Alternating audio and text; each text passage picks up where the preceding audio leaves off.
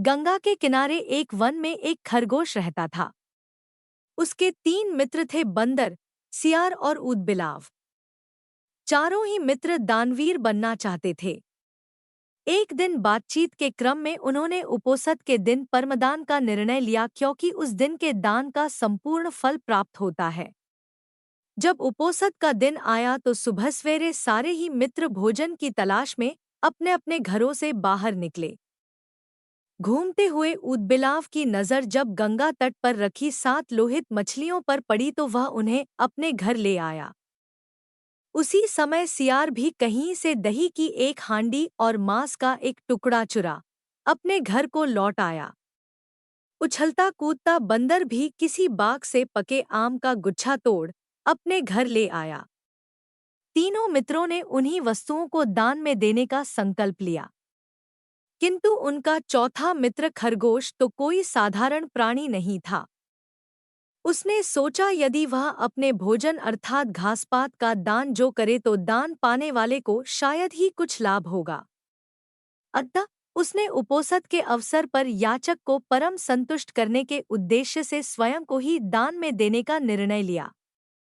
उसके स्वयं के त्याग का निर्णय संपूर्ण ब्रह्मांड को दोलायमान करने लगा और शक्त के आसन को भी तप्त करने लगा। वैदिक परंपरा में शक्त को शक्र या इंद्र कहते हैं।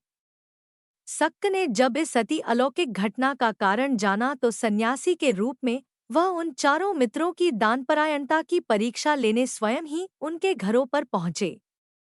ऊदबिलाव, सियार और बंदर ने शक्त को अपने अपने घरों से क्रमश मछलियाँ, मांस और दही एवं पके आम के गुच्छे दान में देना चाहा।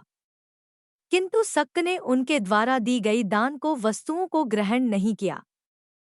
फिर वह खरगोश के पास पहुंचे और दान की याचना की। खरगोश ने दान के उपयुक्त अवसर को जान याचक को अपने संपूर्ण शरीर के मांस को अंगीठी में सेंक कर देने का प्रस्ताव रखा। जब अंगीठी जलाई गई तो उसने 3 बार अपने रोमों को झटका ताकि उसके रोमों में बसे छोटे जीव आग में न जल जाए। फिर वह बड़ी शालीनता के साथ जलती आग में कूद पड़ा। शक्त उसकी दानवीरता पर स्तब्ध हो उठे।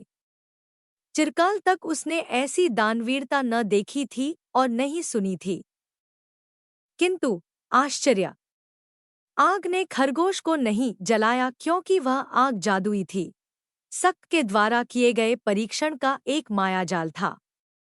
सम्मोहित शक्त ने तब खरगोश का प्रशस्ति गान किया और चांद के ही एक पर्वत को अपने हाथों से मसल चांद पर खरगोश का निशान बना दिया और कहा, जब तक इस चांद पर खरगोश का निशान रहेगा तब तक हे खरगोश, जगत तुम्हारी दानवीरता को याद रखेगा।